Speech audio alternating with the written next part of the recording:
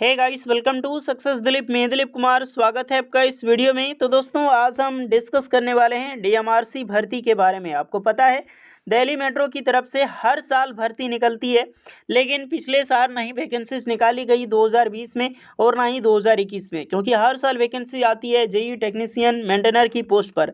ये वीडियो काफ़ी highly demanded है। काफ़ी सारे ITI and diploma candidate comment कर रहे थे सर कि टेक्नीशियन और मेंटेनर की पोस्ट पर वैकेंसी है डीएमआरसी में, इस साल कब आएगी। आपको पता है कि ये वैकेंसी पिछले 2019 में ही वैकेंसीज आई थी, इसके बाद वैकेंसीज नहीं जारी की गई है।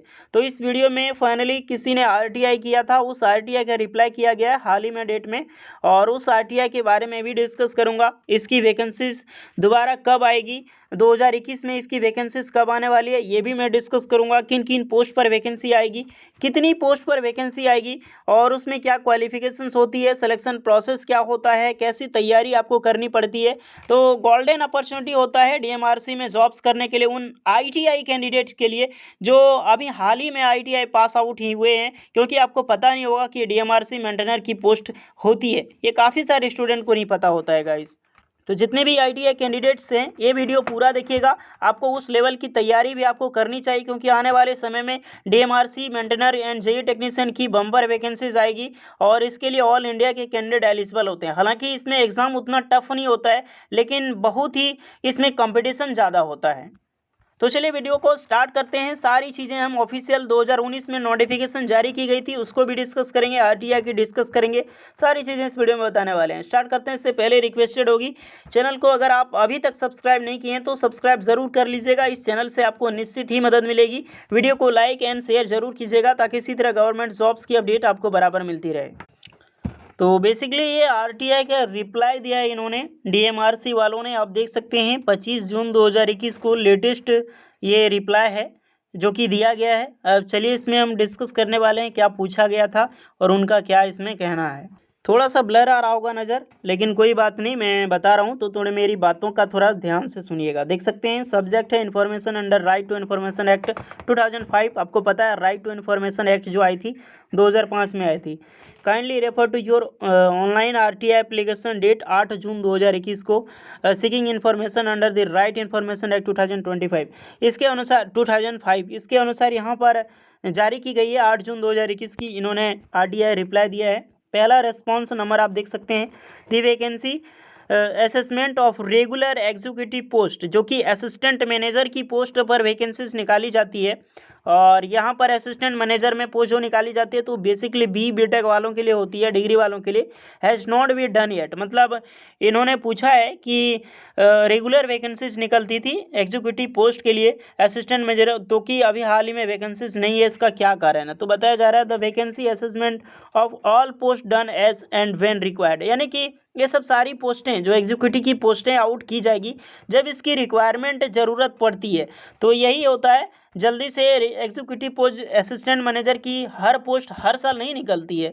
ये बेसिकली जब रिक्वायरमेंट होती है डीएमआरसी में, कहीं पर रिटायरमेंट हो गया तो उनको ज़रूरत पड़ी तो ही यहाँ पर वैकेंसी निकालती है बीटेक वालों के लिए। समझ आ चुका होगा। नेक्स्ट अब दूसरा रेस्पॉन्स है 2, 3 एंड 4। देख सकते हैं the assessment of cadre strength of operation maintenance in is normally done in the month of April every year, यानी कि जो आपकी ऑपरेशन के व्याप से, जैसे कि टेक्नीशियन हो गया, जेई की पोस्ट पर हो गया, मेंटेनर की पोस्ट पर हो गया, जिसमें आईटीआई और डिप्लोमा कैंडिडेट अप्लाई कर सकते थे, वो सारी पोस्टें हर साल अप्रैल मंथ में वैकेंसीज आती है। डीएमआरसी का रूल्स है हर साल टेंडर एंड असेसमेंट पास की जाती है और अप्रैल में रिलीज़ की जाती है वैकेंसी। लगभग ये वैकेंसी 1000 से ऊपर ही वैकेंसी हर साल होती है। कभी कभार यहाँ पे 800-900 देखने को मिलेगा बहुत सारी प्रीवियस ईयर में, लेकिन अब वैकेंसी 12 से भी प्लस आने लगी है वैकेंसी। जैसा कि पिछले बार 2019 की मैं बताऊँ तो 1300 शायद 50 या 53 वैकेंसी के आसपास यहाँ पर थी, और ये कभी भी डिले नहीं होता था। अप्रैल में 2000 जो भी आती थी, जो भी ईयर में अप्रैल में हमेशा रिलीज़ की जाती थी। और इसी का पूछा गया है क्यों वैकेंसीज नहीं आई, अप्रैल में आती थी।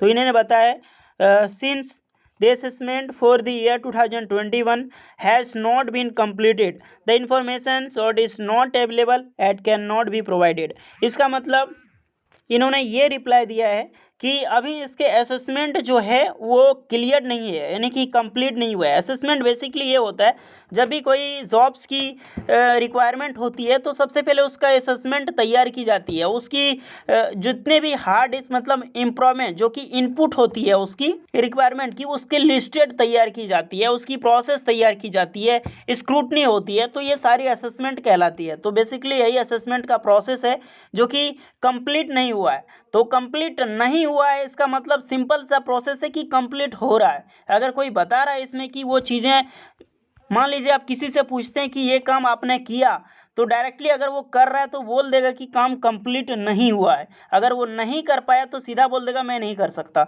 लेकिन यहाँ पर सिंपली ये बताया गया कि कंप्लीटेड नहीं है, यानी कि असेसमेंट जारी है, यानी कि प्रोसेस में लगे ये सब रिक्रूटमेंट की निकालने में। बिकॉज जो भी डिले हुआ है कोविड-19 के इशू के कारण 2020 में और 2021 के अप्रैल में वैकेंसीज नहीं आ पाई, लेकिन कंप्लीट 110% है गाइस 2021 में इसकी वैकेंसीज, और अच्छी खासी पोस्ट पर वैकेंसीज आएगी। तो आप तैयार रहिए एग्जाम्स के लिए और प्रिपरेशन जारी रखिए। यही प्रोसेस था जो कि हाईली डिमांडेड था, इसलिए मैंने आरटीआई के थ्रू ये बताने की कोशिश की आपको। अब मैं जरा इसकी ऑफिशियल नोटिफिकेशन भी विजिट करके भी बताऊंगा जो 2019 में रिलीज की गई थी। तो ये वैकेंसी है गाइस, आप देख सकते हैं 14 दिसंबर 2019 तक रिजल्ट इसकी नोटिफिकेशन जारी हुई थी 2019 में। यहाँ पर असिस्टेंट मैनेजर की पोस्ट आपको मिल जाएगी। उसके बाद देख सकते हैं जूनियर इंजीनियर की पोस्ट आपको मिल जाएगी। उसके बाद यहाँ पर आप देख सकते हैं नेक्स्ट वैकेंसी आपके लिए मेंटेनर की पोस्ट मिल जाएगी। यहाँ पर आप देख सकते हैं मेंटेनर इलेक्ट्रॉनिक्स हो गया, इलेक्ट्रिशियन हो गया, जिसमें आईटीआई की डिमांड की जाती है। तो यहाँ पर सैलरी भी आप देख सकते हैं 25,000 से लेकर 80,000 के बीच में सैलरी होती है। बहुत ही प्रोफेशनल जॉब है यहाँ का गाइस। अगर डीएमआरसी में जॉब्स आपको मिल जाती है तो यहाँ पर आप देख सकते हैं कि आईटीआई के कौन कौन से कैंडिडेट अप्लाई कर सकते हैं मेंटेनर में, जैसे कि इलेक्ट्रॉनिक हो गया, electronic mechanic, electrician and fitter जो कैंडिडेट होते हैं वो इस फॉर्म को फिल कर सकते हैं। मैं आपको ट्रेड इसलिए बता दिया तो कि वही ट्रेड एग्जामिनेशन की तैयारी करेंगे मेंटेनर का। अब मेंटेनर का इसमें बताऊँ जैसे कि एग्जाम प्रोसेस की, तो एक पेपर होता है CBT 1 क्लियर होता है, उसके बाद आपका डायरेक्टली मेडिकल एग्जामिनेशन होता है। अलग अलग जेई वालों के लिए अलग अलग, जैसे कि असिस्टेंट वालों के लिए तो अलग अलग एग्जामिनेशन यहाँ पे मॉडल किया जाता है। और इसमें अप्लाई करने के लिए जो एज लिमिट की डिमांड होती है 18 साल से लेकर 30 साल के कैंडिडेट इस फॉर्म को फिल कर सकते हैं। अदरवाइज एज रिलैक्सेशन इसमें दी जाती है। जितने भी जेई के कैंडिडेट होंगे ना, जो जूनियर इंजीनियर वाले होंगे, उसमें 18 से 28 साल के कैंडिडेट इस फॉर्म को अप्लाई करते हैं। इसमें कुछ एप्लीकेशन फ़ी होता है जो कि 500 रुपये होता है, जो कि जनरल ओबीसी वालों के लिए, ST SC PWD and women candidate के लिए 250 होता है। बिल्कुल रेलवे की तरह यहाँ पर सारी चीज़ें होती है। तो बेसिकली गाइस मैं ये टोटली जानकारी दे दिया हूँ कि इसमें वैकेंसीज अभी क्यों नहीं आ रही थी और कब तक आने की पूरी पॉसिबिलिटी है। देखिए आरटीआई में कोई ऐसा खास डेट नहीं मालूम होता है, लेकिन होपफुली जब भी वैकेंसी आएगी अक्टूबर के बाद ही 2021 में वैकेंसी ज़रूर आएगी। तो अब एग्ज़ाम्स की आप तैयारी कीजिए। इसमें टेक्निकल से रिलेटेड ज़्यादा कुछ पूछा जाता है, तो टेक्निकल से अपनी ट्रेड से रिलेटेड तैयारी कीजिए, जैसे इलेक्ट्रिशियन, फिटर, इलेक्ट्रॉनिक मैकेनिक, इससे रिलेटेड अपनी प्रिपरेशन जारी रखिए। थ्योरी पूरा पढ़िए, जो प्रैक्टिकल की थ्योरी की बुक होती है आपकी आईटीआई की, उसे कवर करने की कोशिश करें। उसके बाद आपका जो मैथ, रीजनिंग और करंट अफेयर्स वगैरह जो भी चीज़ें हैं वो सब तो आएगी आपकी एग्जामिनेशन में, एंड इंग्लिश। आप अगर कमेंट करेंगे तो मैं इसकी एक डिटेल सिलेबस बता दूंगा डीएमआरसी में क्या क्या आपको पूछा जाएगा, कितने मार्क्स का और क्या एग्ज़ाम प्रोसेस होता है सिलेबस के बारे में। तो कमेंट ज़रूर कीजिएगा जो जानना चाहते हैं। तो होपफुली वीडियो यूजफुल लगी हो, लाइक ज़रूर कीजिएगा और चैनल पे नहीं सब्सक्राइब ज़रूर कीजिएगा। चलिए मिलते हैं नेक्स्ट वीडियो में, तब तक के लिए जय हिंद।